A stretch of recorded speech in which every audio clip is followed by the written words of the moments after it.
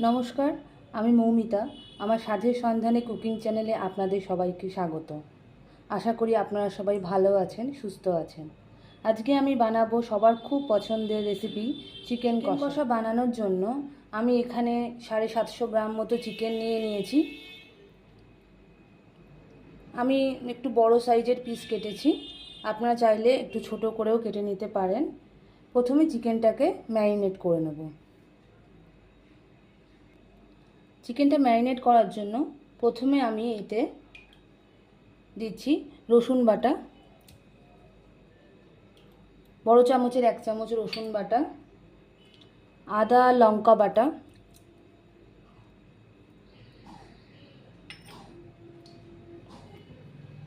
বড় চামচের 2 চামচ দই,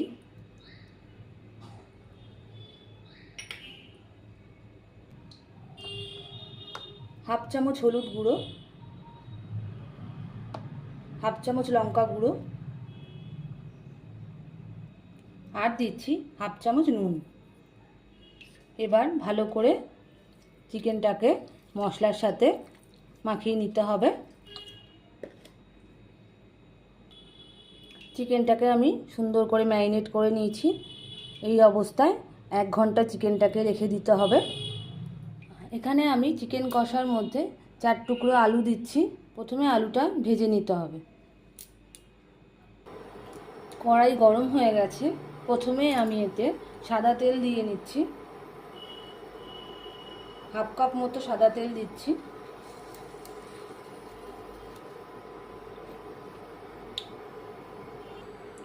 তেল গরম হয়ে গেছে, এবার আমি আলুগুলো দিয়ে দেব। একটু লাল লাল করে ভেজে নিতে হবে। আলুটা লাল করে ভাজা হয়ে গেছে। দেখুন আলুটা লাল করে ভেজে নিয়েছি। এখন আমি তেলের মধ্যে গোটা গরম মশলা ফোড়ন দিয়ে নেব। তার জন্য আমি দিচ্ছি 2টো তেজপাতা, 1 টুকরো দারচিনি, 3টে এলাচ ফাটিয়ে রেখেছি, 3-4টে লবঙ্গ, আর হাফ চামচ গোটা জিরে। এবার আমি এর মধ্যে দিয়ে দিচ্ছি পেঁয়াজ কুচি। আমি বড় সাইজে 3টে পেঁয়াজ কুচি করে রেখেছি, সেটা আমি এখন দিয়ে দিলাম।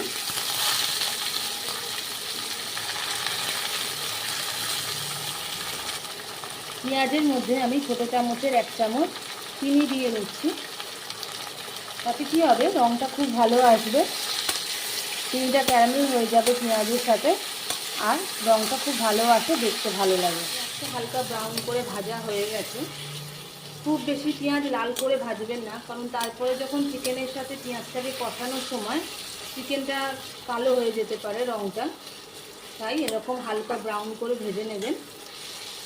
এখন আমি এর মধ্যে টমেটো দিয়ে নেব। আমি মাঝারি সাইজের একটা টমেটো কুচি করে রেখেছি, সেটা আমি দিয়ে দিচ্ছি। আমি এখানে মাঝারি সাইজের একটা টমেটো দিয়েছি, কারণ আমি যেহেতু চিকেনে দই ব্যবহার করছি। এরপরে টমেটোটা খুব বেশি হয়ে গেলে চিকেনটা টক হয়ে যেতে পারে, তাই আমি মাঝারি সাইজের একটা টমেটো ব্যবহার করছি এখানে। আপনারা আপনাদের চিকেনের পরিমাণ অনুযায়ী টমেটো ব্যবহার করবেন। এখন আমি গুঁড়ো মশলাগুলো দিয়ে নেব। আমি ম্যারিনেট করার সময় হাফ চামচ হলুদ দিয়েছিলাম চিকেনে, তাই এখন আমি অল্প হলুদ দিচ্ছি, আরও হাফ চামচ দিয়ে দিলাম। হাফ চামচ লঙ্কা গুঁড়ো দিলাম। এখানে 1 চামচ ধনে গুঁড়ো আর 1 চামচ জিরে গুঁড়ো মিশিয়ে রেখেছি, এটা আমি দিয়ে দিচ্ছি।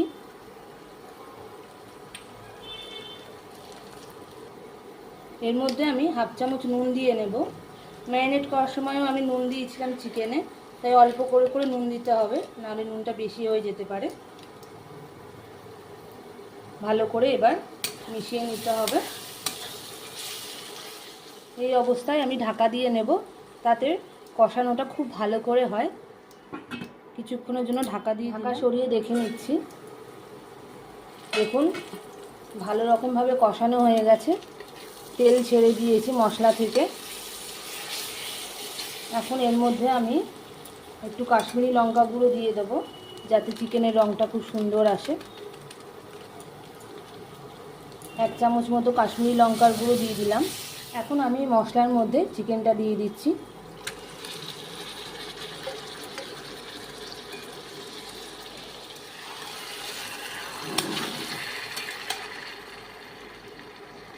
আমি ঢাকা দিয়ে দিয়ে চিকেনটাকে কষাবো, তাতে কি হবে, চিকেনটা ভালো করে কষানোও হয়ে যাবে আর খানিকটা সেদ্ধও হয়ে যাবে।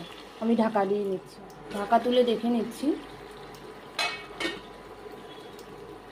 মাঝে মাঝে ঢাকা তুলে চিকেনটাকে ভালো করে নেড়ে নিতে হবে যাতে কড়াইতে লেগে না যায়। আমি এখানে এখনও অবধি জল দিইনি। আবার আমি ঢাকা দিয়ে নিচ্ছি।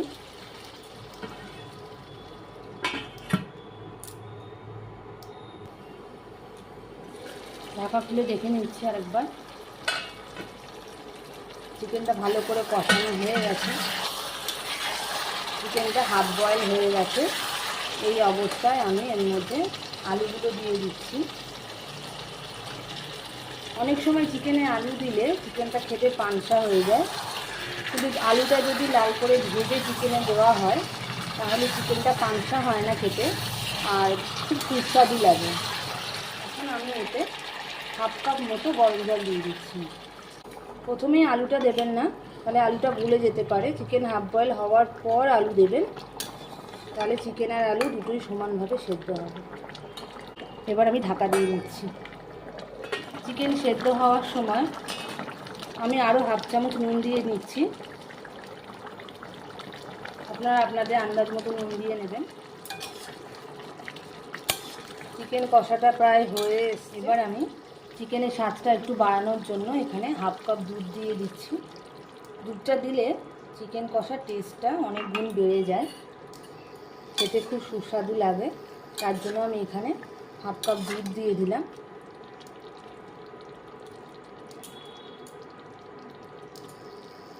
শেষে আমি গরম মশলা গুঁড়ো দিয়ে দিচ্ছি, বড় চামচের 1 চামচ।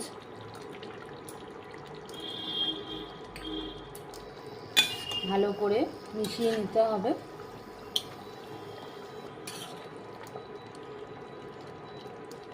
খুব সুন্দর একটা গন্ধ আসছে চিকেন কষার।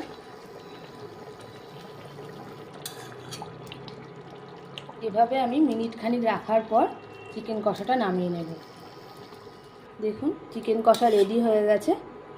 এবার আমি সার্ভিং বলে ঢেলে নেব।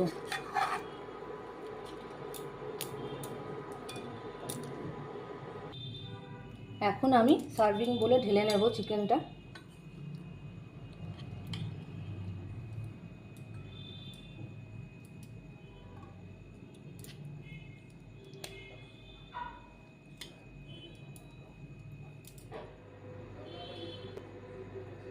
চিকেন কষা রেডি। দেখতে খুব সুন্দর হয়েছে আর খুব সুন্দর গন্ধ বেরোচ্ছে। আপনারা বাড়িতে এইভাবে বানিয়ে আমাকে কমেন্ট করে জানাবেন কেমন লাগলো। আমার রান্না যদি আপনাদের ভালো লাগে তাহলে অবশ্যই আমার চ্যানেলটাকে লাইক, শেয়ার এবং সাবস্ক্রাইব করবেন, আমার পাশে থাকবেন।